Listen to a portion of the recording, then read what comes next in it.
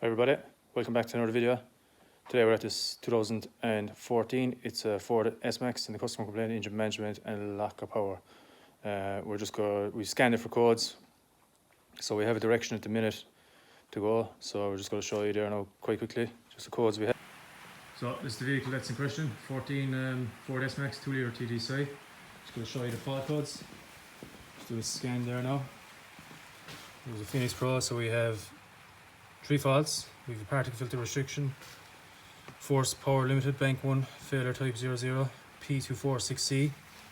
We have vehicle conditions incorrect for particle filter regeneration, P246B, and we've got DPF salt accumulation P2463. So knowing a bit about these vehicles, they will vaporiser in the exhaust, so we're just going to check that for resistance, and we're also going to check it just to see is it blocked first. We'll do the blockage first. If it's blocked, it's more likely faulty then. Obviously with fault codes, we just want to verify with a bit of live data as well. Get the glare off the screen, there we go.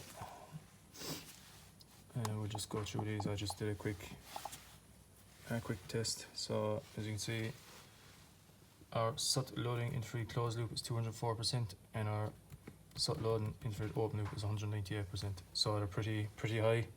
The reason why the engine light is on, most likely. Now we're just going to increase our, I only put voltage as a DPF pressure sensor and the other one, but we're going to increase our RPM. So we don't throttle standing still, unfortunately, but it's heavy about it there. So as you can see, we have fairly high voltage and a fairly high pressure. So this DPF is 100% blocked. No question about that. So we've removed a little cross member. So my cross member is going across there to gain a bit of access. That's a vaporizer there on the exhaust. In focus. We've put our midi-vac onto our diesel pipe going in through the vaporizer. I'm just going to show you there now. Just see is it blocked.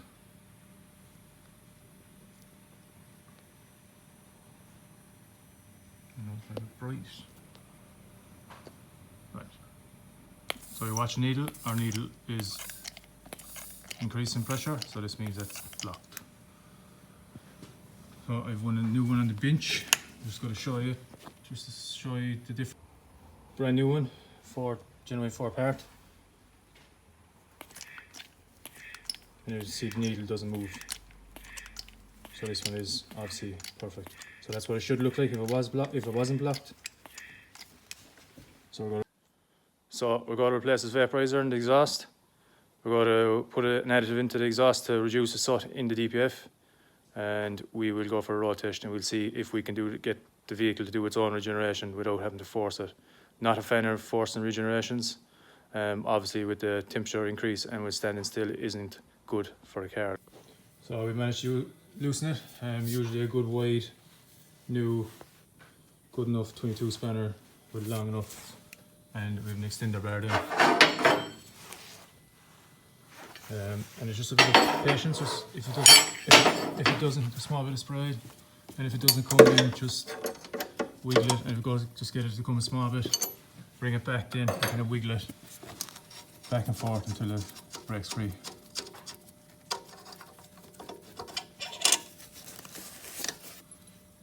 So that's our vaporizer. No damage to the holes. I'm just taking no damage to the treads. No damage to the hole. All good for the new one.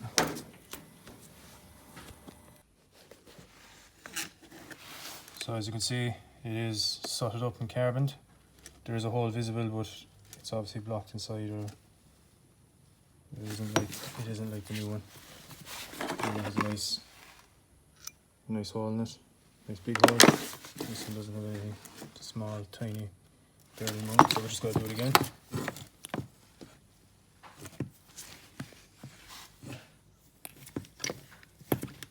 As you can see, building up pressure, dropping down, but it's building pressure.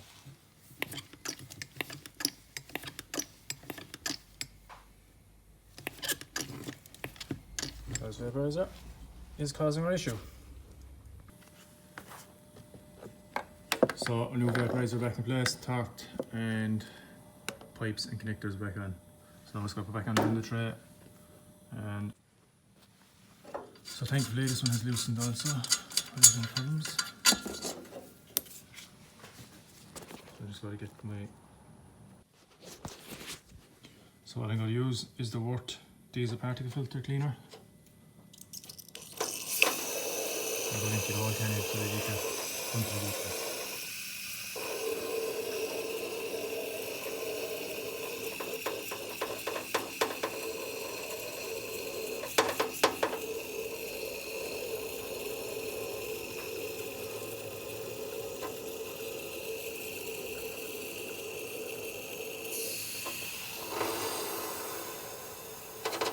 Can nearly gone. And that's the can going. So I'm just going to start this, get it out of the garage before you start revving it up, in case we fill the place with smoke. So we're just going to rev this up there now outside, just to see if we get that additive stuff to start working. Drop the temperature and we go for a drive.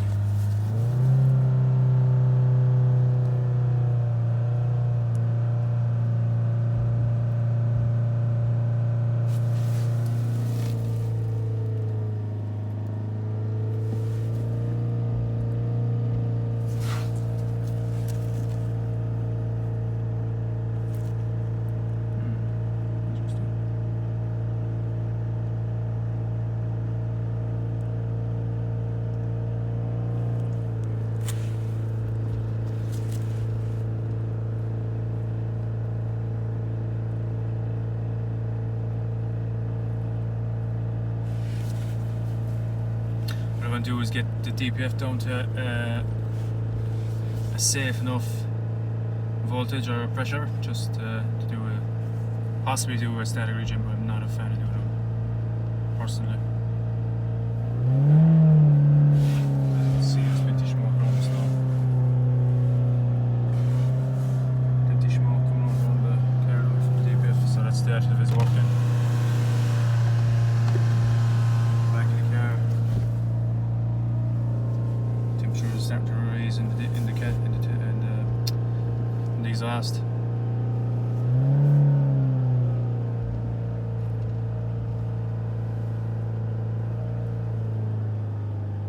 We also don't want to rise too much either.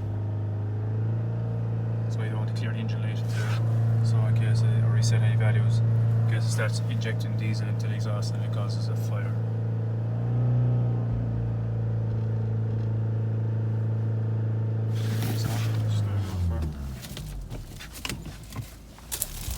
Plenty of smoke around the place. Just gotta go for a drive. Plenty of power. Keep on the toe gear. Seatbelt. Power.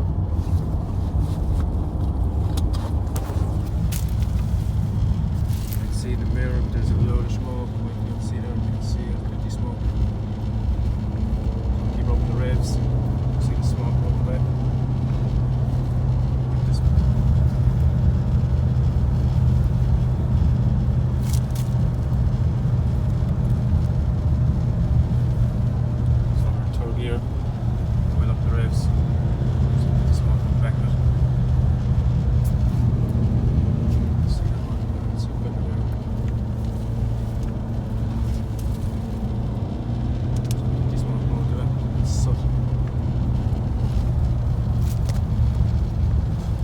Back to once I have this raw test completed and we'll see what the story is. So after an extended raw test, as you can see our calculated load and our DPF pressure is at 4 kPa, which is a reasonable amount, and our voltage is 0.79. So I confirm this as a fix. There is no fault codes.